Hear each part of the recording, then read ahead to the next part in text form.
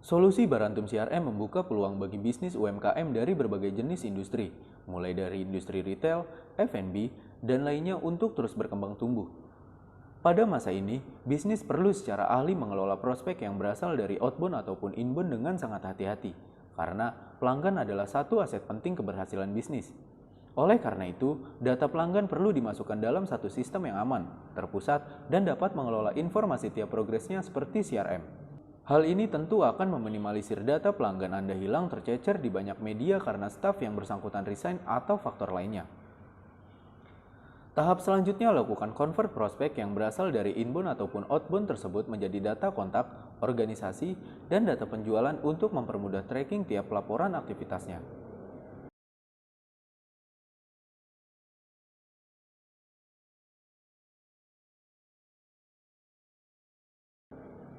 Dengan tampilan informasi 360 derajat terhadap aktivitas penjualannya, akan mempermudah tiap departemen dalam mengakses informasi terupdate tentang informasi pelanggan dan aktivitas-aktivitas yang dilakukannya. Melaporkan aktivitas follow-up secara detail terhadap tiap progres penjualan merupakan suatu hal yang harus dilakukan tiap staf Anda, baik itu update pelaporan aktivitas follow-up meeting, panggilan, tugas, dan lainnya.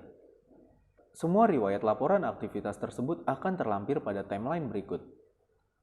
Timeline riwayat aktivitas ini akan mempermudah Anda dan tim sales lainnya dalam menentukan tindakan apa yang akan dilakukan untuk mencapai close one hingga repeat order di kemudian hari.